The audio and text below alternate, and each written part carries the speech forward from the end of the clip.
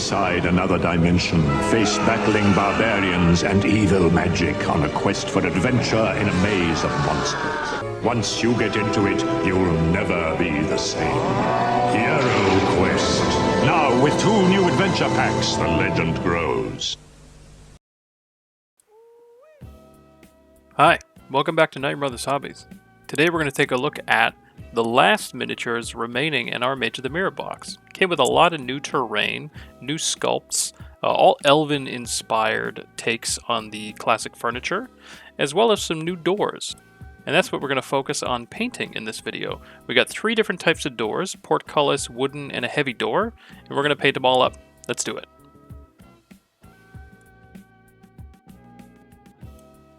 Okay, so starting us off, we have the wooden door, and you can see I've already started it off. We've done a lot of the setup that our other wooden doors have done. So we've skipped that ahead, and we're just going to show you kind of what's new on this. So we're starting off with our Golem and Flesh to block out all of our gold stuff. And this one has a lot of gold on it, or at least how I'm going to do it is a lot of gold. Lots of little details, little filigrees, ornate decorations on here, and I figure with how it looks that it would be done in gold. We're going to apply Retributor armor right on top of that, get our gold popped in there. So we blocked it in, and now we're putting it all on. And just go around and take all of those ornate filigree edging parts and make them all gold. Make them all Elven royalty or something like that.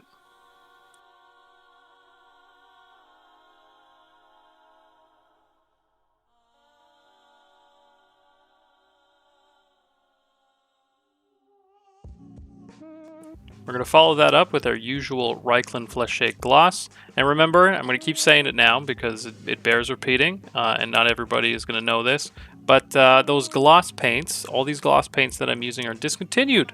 So if you want to do a Flesh Shade Gloss, just get a Flesh Shade, get a gloss, and mix them together. A gloss medium like Art Coat from Citadel or any other one. And you can mix it with your Flesh Shade and you'll get a fleshy gloss. We put chrome on here to get some highlights, and that's going to finish up that door. So just go all around it, finding the highlights and all interesting spots that you want to accentuate and get that chrome on there. We're going to clean up with some bold titanium white. We got a lot of little vines on here, and you can see I was quite sloppy when it came to putting on the gold and the flesh shade.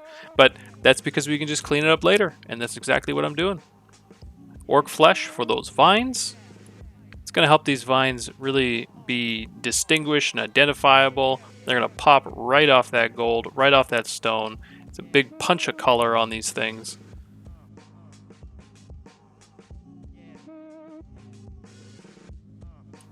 Alright, next up we got the heavy door. This has another interesting big face lock.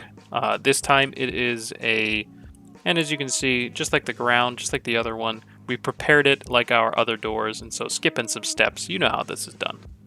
Wildwood is we're going to use this darker wood color for this woody face. It'll give us a kind of oak.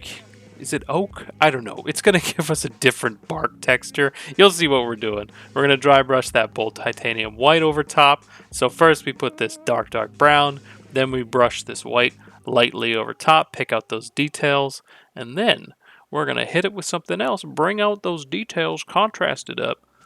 Get it all brown again, don't you worry. I think you can guess what we're going to hit it with. Boom, Agrax Earthshade. A brown wash. Yay! Who could have guessed? So yeah, we're putting a dark undercoat on, then we're dry brushing it, and then we're popping this on top. And that's going to give us a cool, I don't know what kind of tree it is, but there's trees that are like that where it's real dark and then the crispy bits of the bark are lighter, and that's the effect I was going for. Now here I'm actually using a different paint, but you'll see it's listed as Balthazar Gold. That's because I meant to use Balthazar Gold. So when you paint this, if you have that Balthazar Gold, use that or look up an equivalent. So yeah, just ignore that mine is super dark. You'll use a different one, hopefully. Or hey, maybe you like this and you'll do it like that. Basilicanum for our steel parts, and then boom, back into Golem and Flesh for our golds, and then boom, boom, boom, Black Templar, getting all those dark spots like the eye sockets and around the lock, really accentuating those pits, those detailless holes, those chasms in the model. Gunmetal all around, getting the steel put in there now that it's all blocked in. And you can see we can be nice and rough and rugged. And that's what's great about putting that gloss on top. Boom, speak of the devil. Putting non-oil gloss on. Remember, just mix it. Just mix up your own gloss wash. And we're putting that on there. And we were sloppy. And it's okay because the gloss is going to make everything mix together. This guy's also got some gold in these hinges. And the lock in the middle I did gold as well. These little hinge locks on the outside, or these little hinge decorations that are out there, I also did that. And I'm putting gold on top. Even if you use the proper color, Balthazar gold, put the gold on top too. But you can do it in less areas because it's already going to be a little bit brighter, a little more bronzy. Reikland Flesh Shade gloss right on top. So your glossy Flesh Shade, put that on top of this. Get it all in those cracks, get it all in the lock, get it all in the hinges. Get it everywhere there's gold. You know the deal. Mantis Warrior Green, something new, something different. We're putting this green, very loose, very liberal, really letting it pool up around the edges. And that's because, one, I think it's going to look a little bit like overgrowth or shadow or something. It's going to blend in and look really cool. At least I thought so. And I put that all over these big vines growing out. And then a mix of an orange and a yellow for these leaves around the face. But back to that Mantis Green, you can afford to be messy. They're big, huge, thick vines. I think it looks really cool like that. And if you like it, you can do it that way too. Chrome, once again, dotting in for some metallic details.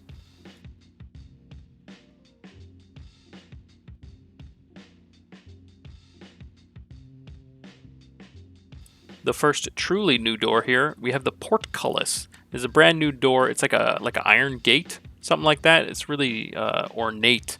You can see once more that we've done our preparations on here. We've started a little bit. We got the bottom done up like we did on all of our other ones. You know the deal. I decided that these details were going to have a lot of gold on it. It just looks crazy ornate, like way too ornate not to be gold. And while I was dreading it because I really didn't want to paint that much gold, especially with how many portcullis there are, it does look better with a bunch of gold on it. I don't know. It just, the way that it's designed, I think it needs a lot of gold. So you can see here that we blocked it all in with our flesh paint. Then we're using our Basilicanum Gray or our gray paint, and we're going to pop all that in for some cold steel iron. We're not actually going to do anything extra with those. I thought it looked really cool and contrasty to have those be like wrought iron or cast iron or something. Also, the inside of this engraving thing, I thought kind of looked like wood, so I made it wood. You don't have to. You can do the whole thing as gold if you want. I chose wood. Kind of breaks it up a bit. Adds some more different things in there. Adds a little variation. Gold all over the place. We got a lot of gold all over this thing, so sit tight, put a podcast on, and get going. Put one of my videos on in the background. Put it on repeat. Got a whole playlist of Hero Quest stuff. Then your flesh wash glossiness all on top. Get it all in those crooks and crevices. Make sure it's liberal in the shadows. You know the drill. You know how it is. You know what's going on. And chrome. You knew it was coming. We have metal. There's going to be chrome. Almost guaranteed. 99% of the time, there's going to be chrome. Put that all around. Get those little details popping, blinging, sparkling, shining. And there you have it. You should have a lot of doors. Look at this first one. Here's our first door out of the 3. The wooden door. You should have a lot of doors, a lot of furniture painted up by now.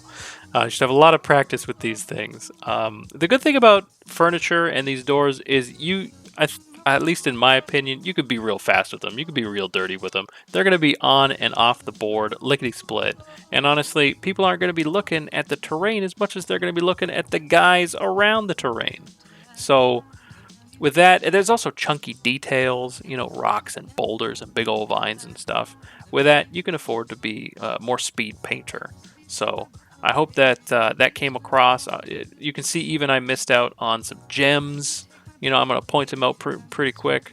I chose not to do them. I just felt like, you know what? Maybe they're cast like this. Maybe they've fallen off. Maybe somebody stole them. Maybe they've been replaced. Who knows? But I ended up not doing them. I just didn't feel like it. And I think it came out pretty good anyway.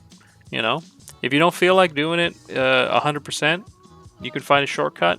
Do it. It can still look good. Here you can see what the bookshelf looks like.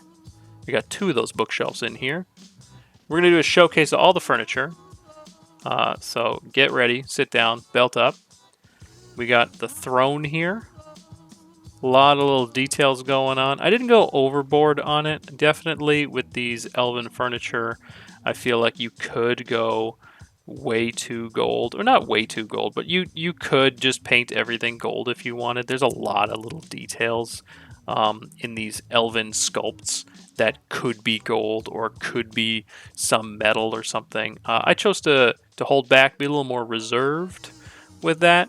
You'll also notice I didn't add anything extra to these ones. Maybe that's my Elven bias, but I thought that maybe their furniture wouldn't be so rough. Maybe there would be so much dirt and grime or just things all laying around. I really liked the new... is this an alchemy table? I'm going to say it's an alchemy table. I really like the new alchemy table. I thought it was really cool. The different bottles, there's different items on there. I feel like it was more populated than the original one. And here we got the new chests. Not a fan of the new chests, but it did allow me to experiment with those very neon toxic green vines before getting to the doors. And so at least I found that little hack or what have you. This one I do like, but I hated painting it. There's just so much crap on it.